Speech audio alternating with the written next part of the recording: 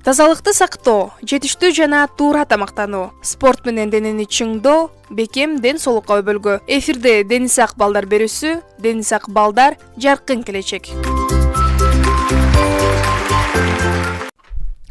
Саламатсыздар достор, эфирде Дениз Ак балдар күчтүү мамлекет берүүсү. Бүгүн биз силер менен коронавирус оорусу тууралуу маалымат беребиз.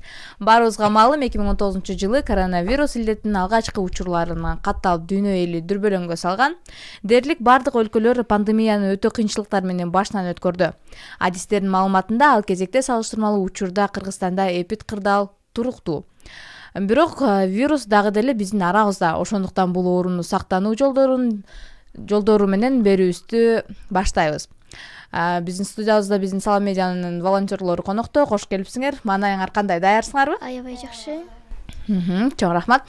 Анда кезекте мен сөздү Саулеге берсем. Сауле, сен баштасаң. Саламатсыңарбы достор? Бүгүнкү күндө мен силерге өтө көп маалыматтарды жыйнап келдим. Силерге бүгүн мен тарыхын айта кетейин. 2019-жылы 31 декабрда Дүйнөлүк саламаттык сактоо уюму Кытайдын Ухань шаарында белгисиз вирус пайда болгонун аныкташкан. Ал эми 2020-жылы 11 мартта Дүйнөлүк саламаттык сактоо уюму бул ооруну пандемия катары жарыялаган. Ал эми мен силерге Кыргызстандын COVID-19 инфекциясын айта кетсем, биринчи учурунда 2020-жылы 18 мартта Дүйнөлүк саламаттык сактоо уюму Жалал Абад облусунун Сузак районунда пайда болгон. Ал эми 2020-жылы 13 мартта Дүйнөлүк саламаттык сактоо уюму Евразия COVID-19 инфекциясынын активдүү борбору деп жарыялаган. Ал эми 2020-жылы 19 мартта Дүйнөлүк саламаттык сактоо уюму алар Италияда эң көп өлүм болгондуктан Кытайды басып өткөн. Ал эми 2020-жылы 26 мартта Дүйнөлүк саламаттык сактоо уюму Америка Кошмо Штаттарын бул ооруну тастыктап, Кытай менен Италияны жеңип өткөн. Ошол эле ушул учурларга байланыштуу көпчүлүк өлкөлөрдө карантин болуп, чек-аралар жабылган. Негиздөөдө өнүккөн өлкөлөрдө көпчүлүк кризиске дуушар болгон.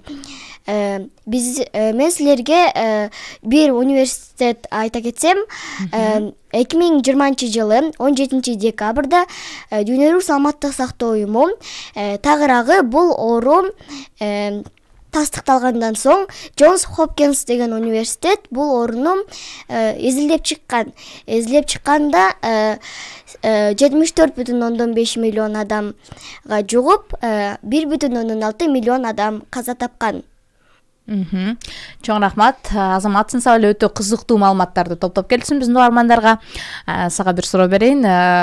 Кытайдын кайсыл шаарында биринчи чыккан коронавирус? Кытайдын Ухань шаарында биринчи чыккан. Чоң рахмат, азаматсың. Анда кезекте мен Бекболсунга берсем. Бекболсун, сен дагы топтоп келген маалыматтарың менен биздин досторубуз менен бөлүшүп кетсең болот. Саламатсыңар достор. Дүйнө жүзүндө көрүлгөн аракеттерге карабай дагы деле коронавирус арабызда. 2020-жылга салыштырмалуу Кыргызстанда эпид кырдаал учурда туруктуу, бирок коронавирус менен ооругандар дагы деле күн сайын катталып жатат. Кыргызстанда 20 февралдан 27 февралга чейин COVID-19 жана пневмонияга 40 жаңы учур катталды. Алардын айтымында 20 адам ооруканага жаткырылган. Жалпысынан 2022-жылдын жана 2023-жылдын 27 февралында республика боюнча COVID-19 инфекциясынын 21.925 учуру катталды. Белгилей кетсек, Кыргызстанда эң оору учур 2020-жылдын июль айы болгон. Кара июль аталган мезгилде өлкөдө ооругандардын эң көп саны күн катары 17 июль белгиленет. Тагыраагы бир күндө 1654 учур катталган. Чоң рахмат, азаматсың. Анда мен сага бир суроо узатайын. Кыргызстан боюнча кайсыл шаарда коронавирус көп катталган?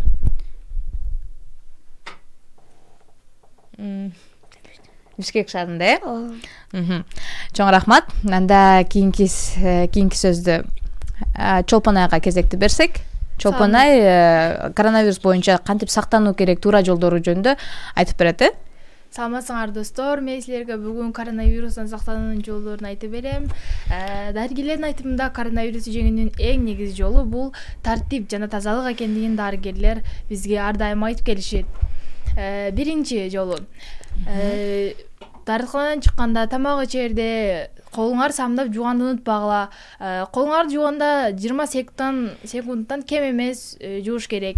Ал эми экинчи жол болсо эл көп чогулган жактарга барбагыла. Кимдир бирөө жөтөлүп же чүчкүрүп жатса 1 метрден алысыраак туруш керек. Ал эми үчүнчү жол болсо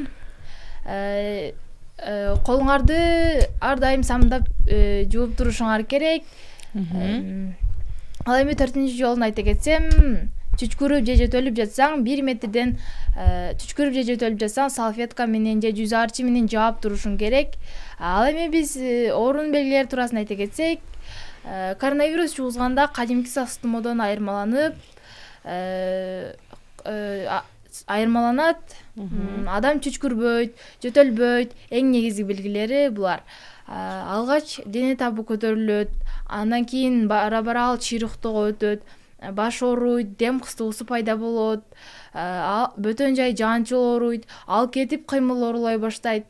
Бул белгилер пайда болсо тезинен дарыгерге кайрылуу керек. Бул оору өтө тез курчуйт. Чоң рахмат. Сага суроо, Чолпон ай, колду канча секунд жууш керек? 20 секундтан кем эмес жууп туруу керек. Азаматсың. Анда алдыда бизге Азатбек оору менен күрөшүү тууралуу айтып берет. Даярсызбы?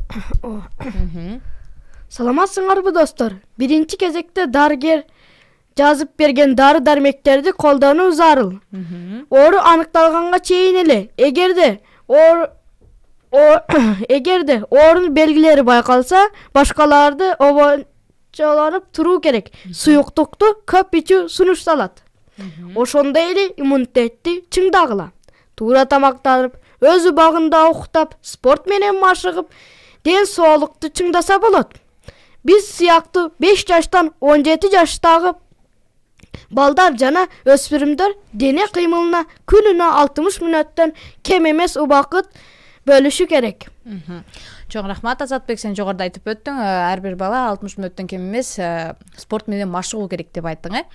Сен күнүнө канча мүнөт спорт менен машыгасың?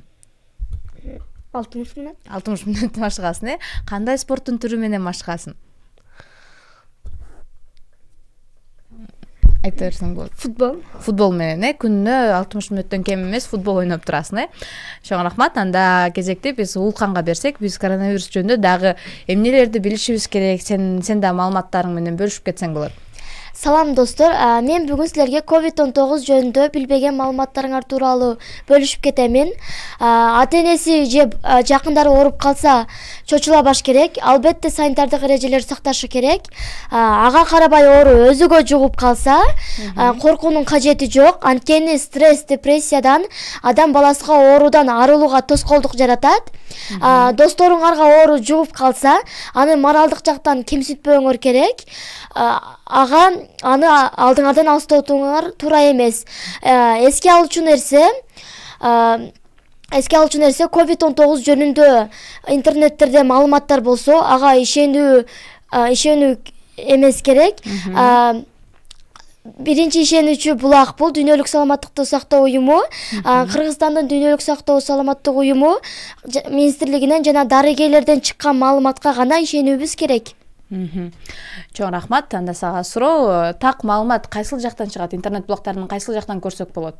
COVID боюнча. Дүйнөлүк саламаттыкты сактоо уюмунан көрсөңүздөр болот. Ал жактан туура маалыматтар тастыкталып чыгат.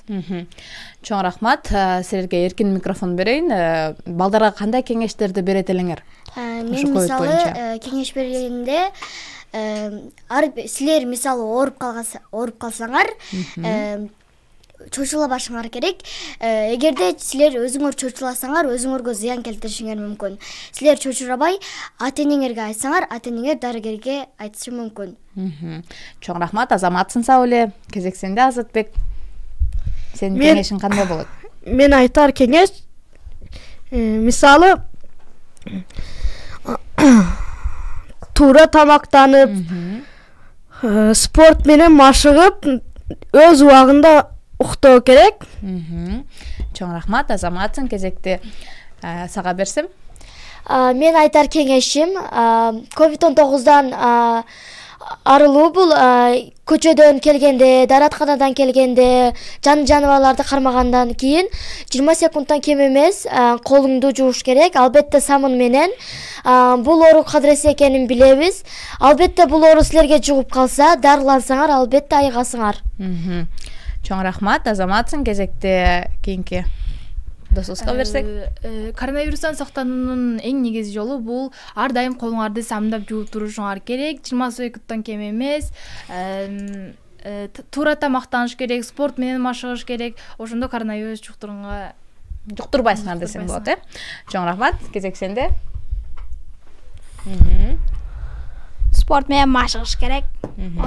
Сен дагы күнүгө спорт менен машыгасыңбы? Мурунда бараттым, күрөшкө. Мурунда машыгат. Чоң рахмат. Рахмат достор, жогоруда коронавирус оорусу тууралуу керектүү маалыматтар менен, пайдалуу кеңештер менен бөлүштүңөр. Албетте кандай гана оору болбосун, анын алдын алуу, аны жеңүүдө ал оору боюнча маалымдуулугубуз жогору болуусу чоң жардам берет экен. Мына ушундай достор, бизге бөлүнгөн убакыт соңуна келип жетти. Кийинки эфирден амандашканча ардактуу угармандар, сак саламатта калгыла.